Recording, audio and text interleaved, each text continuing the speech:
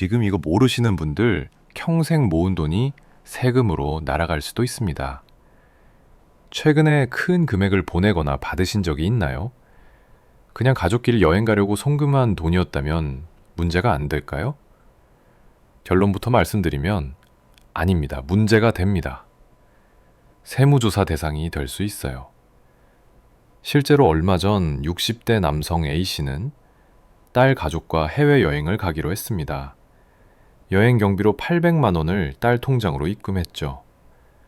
아무 생각 없이 평소 쓰던 현금을 찾아 한 번에 보낸 겁니다.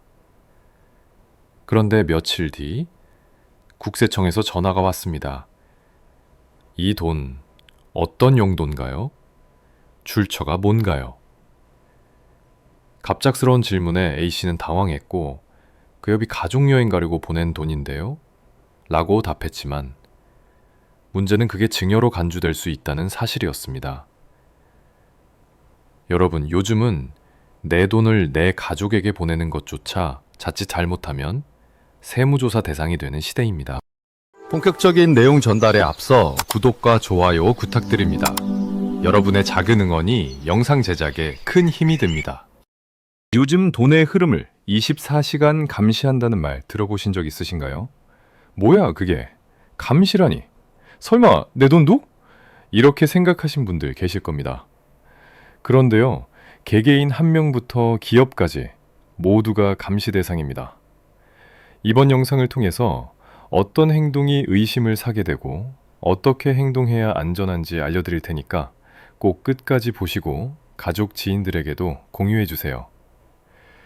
요즘 은행 거래는 사람이 아닌 AI 컴퓨터가 24시간 내내 감시하고 있습니다. 특히 큰 돈을 입금하거나 여러 번 나눠서 돈을 보내는 경우 그 순간 바로 국세청 시스템에 자동으로 보고되는 구조라는 사실 알고 계셨나요? CTR이다, STR이다 하는 말 뉴스나 유튜브에서 들어보셨을 겁니다. 무슨 말인지 궁금하셨죠? 지금부터 아주 쉽게 설명드릴게요. 먼저 CTR, 이건 현금 거래 보고라는 뜻입니다. 하루에 현금으로 1천만 원 이상을 입금하거나 출금하면 그 사실이 자동으로 국세청에 보고되도록 되어 있습니다. 예를 들어 가족 결혼식 비용으로 1,500만 원을 현금으로 은행에 입금했다. 그 순간 은행 직원이 말하지 않아도 컴퓨터가 자동으로 이 사람이 오늘 얼마를 어디에 입금했다는 내용을 국세청에 보냅니다. 그 다음은 STR, 의심거래 보고라고 부르는데요. 이건 더 무섭습니다. 금액이 작더라도 거래가 조금이라도 이상해 보이면 은행이 의심스럽다고 판단한 즉시 국세청에 신고하는 시스템입니다. 예를 들어 어떤 분이 하루에 500만 원씩 이틀 연속 ATM에서 입금했다면 1,000만 원 넣으면 신고되니까 나눠서 넣자 하고 조심했을 수도 있겠죠. 하지만 요즘 시스템은 그런 것도 다 잡아냅니다. AI가 이 사람 하루 간격으로 같은 금액을 반복해서 입금하네? 이렇게 판단하면 바로 의심거래로 분류되는 겁니다. 게다가 최근에는 국세청이 AI 분석 시스템을 도입해서 여러 은행에서 나눠 입금한 것도 총합으로 계산합니다. A은행에서 300만 원, B은행에서 400만 원, C은행에서 300만 원. 본인은 나눠서 조심한 것 같아도 AI는 하루 합산으로 2천만 원 넘는 걸 정확히 계산해서 보고합니다. 그리고 이런 행동도 감시 대상입니다. 평소 거래 없던 사람이 갑자기 큰 돈을 입금하거나 가족 명의 통장에 돈을 보내거나 거래 패턴이 갑자기 바뀐 경우, 카드나 계좌이체 대신 현금만 고집하는 경우까지도 말이죠.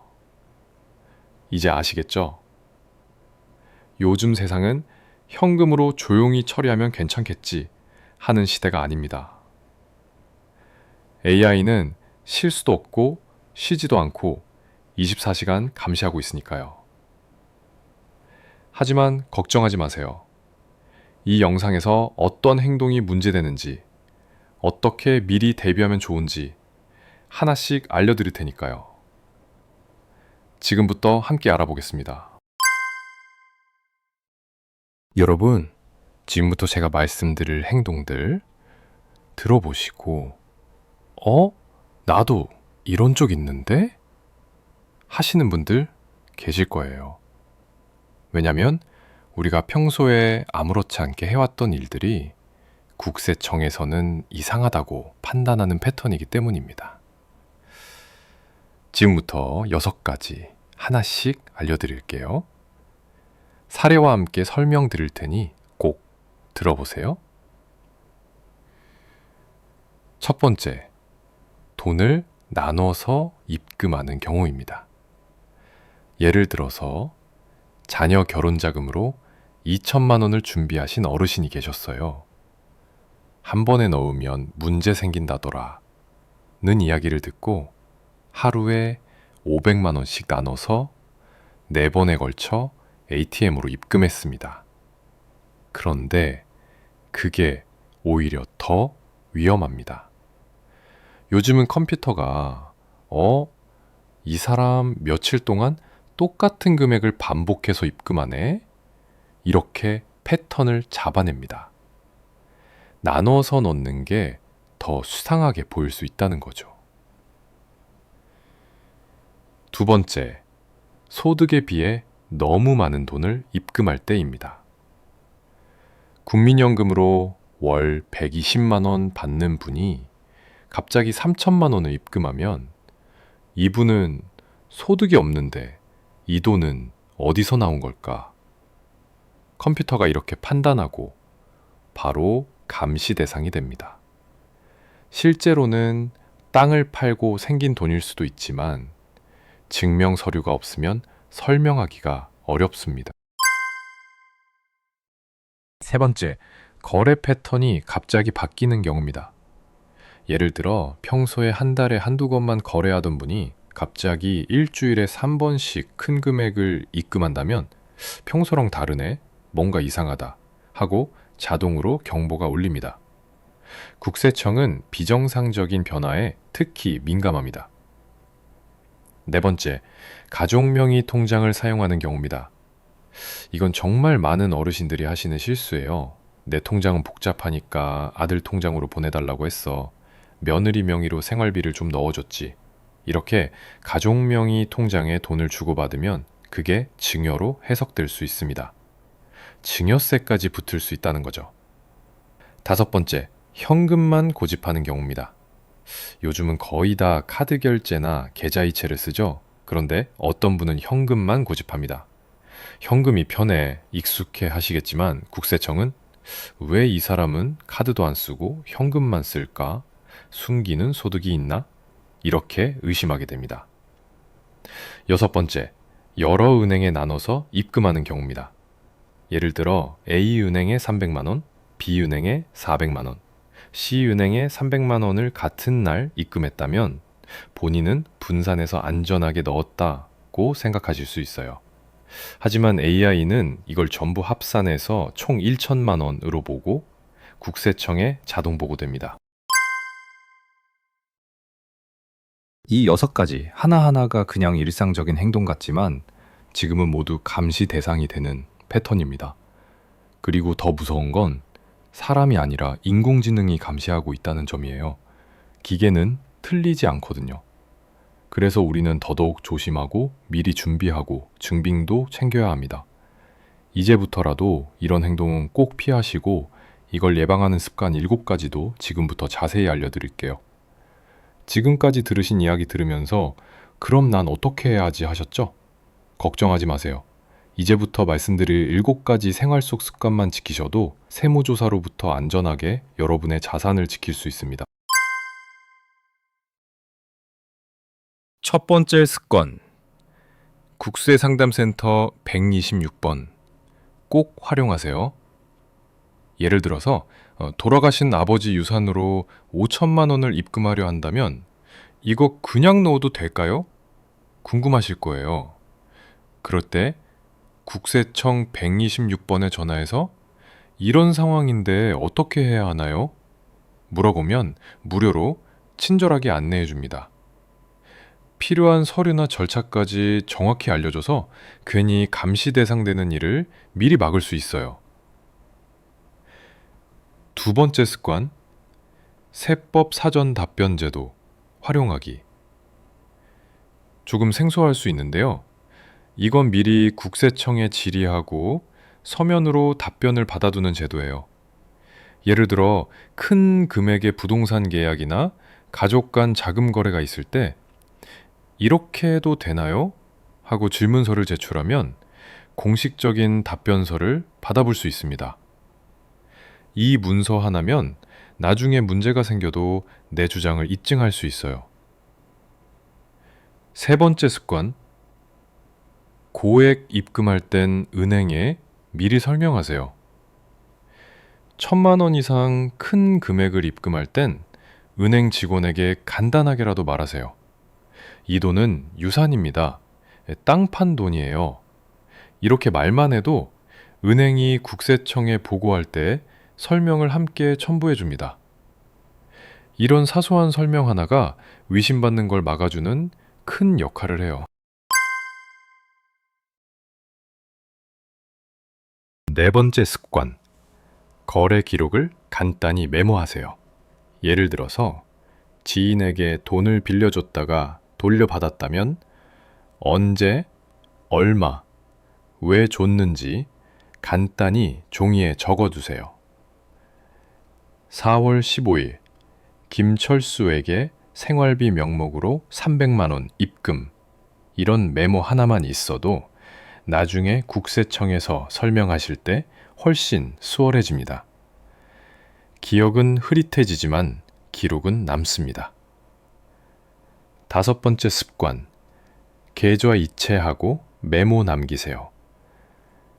가급적 현금보단 계좌 이체를 사용하시고 이체할 때 메모란에 딸 생활비, 결혼 축하금, 대여금 반환 이렇게 간단히 적어두면 나중에 누가 봐도 명확합니다. 이건 의심할 수 없는 증거가 됩니다. 여섯 번째 습관, 현금 영수증은 꼭 받으세요.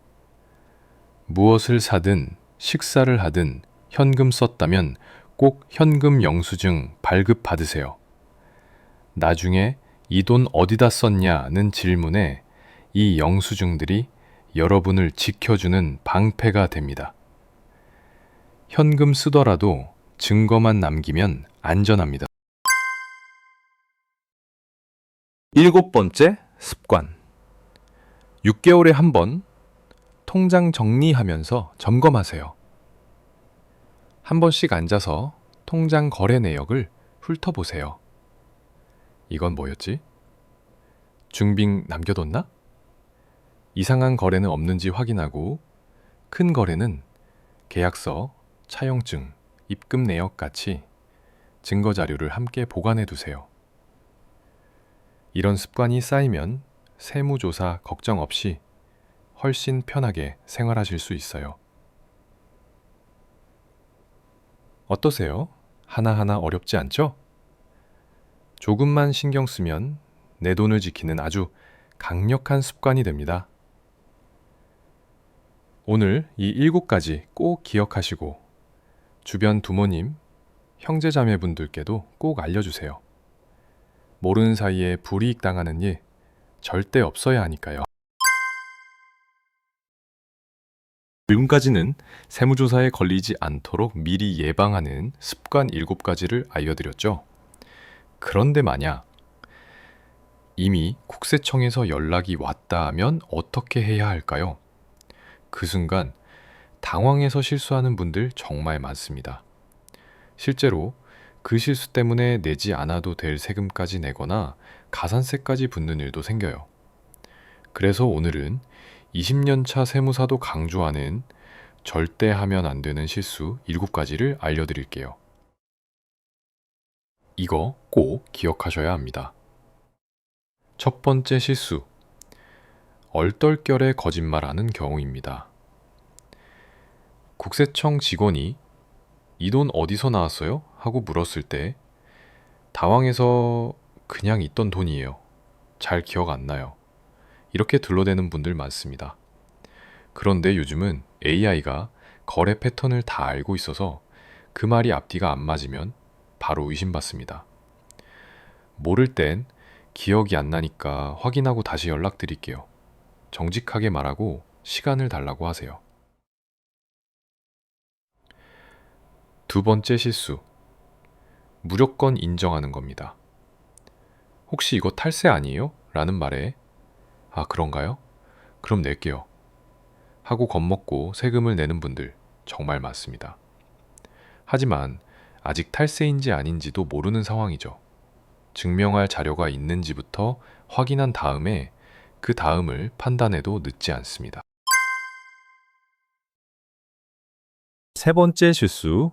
전문가 없이 혼자 대응하는 겁니다. 그냥 내가 설명하면 되겠지 하고 국세청과 직접 통화하거나 자료를 내버리는 분들 계신데요. 이건 정말 유용합니다. 국세청 직원은 세법을 너무 잘 알고 있지만 우리는 전문 지식이 부족하잖아요.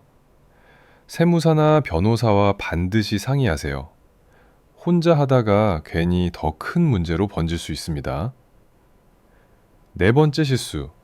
과도한 자료 제출입니다. 국세청이 관련 자료 좀 주세요 했을 때 필요 없는 자료까지 몽땅 제출하시는 경우 있어요. 예를 들어 관련 없는 다른 계좌 내역까지 같이 제출하면 그쪽까지 조사 대상이 될 수 있습니다. 요청받은 것만, 꼭 필요한 것만 제출하는 게 원칙입니다. 다섯 번째 실수. 급하게 세금부터 내는 겁니다. 이거 세금 내셔야 될 것 같습니다. 이 한마디에 놀라서 바로 납부하시는 분들도 있어요. 하지만 정말 낼 세금인지 계산이 정확한지 전문가의 검토를 반드시 거쳐야 합니다. 무조건 먼저 내면 돌려받기도 어렵고 이미 인정한 것으로 간주되기도 합니다. 여섯 번째 실수. 전화 통화만으로 끝내려는 겁니다. 중요한 내용일수록 문서로 남겨야 합니다. 나중에 그런 말 안 했다는 식으로 나오면 입증할 방법이 없습니다. 가능하면 공식 문서나 이메일로 기록을 남기시고 문제가 될 수 있는 내용은 꼭 서면으로 받으세요. 일곱 번째 실수. 감정적으로 대응하는 겁니다. 내가 뭘 잘못했다고 이래요. 왜 나만 갖고 그래요? 하며 화를 내시는 분들 진짜 많습니다. 그런데 감정적으로 나오면 국세청 입장에서도 더 강하게 대응할 수밖에 없습니다. 침착하게, 조용히, 차분하게 대응하셔야 오히려 더 빠르고 깔끔하게 해결됩니다. 그리고 무엇보다 중요한 건 처음부터 문제가 생기지 않도록 미리 준비하고 기록을 남겨두는 습관이에요. 오늘 꼭 기억하셔야 할 건 단 하나입니다.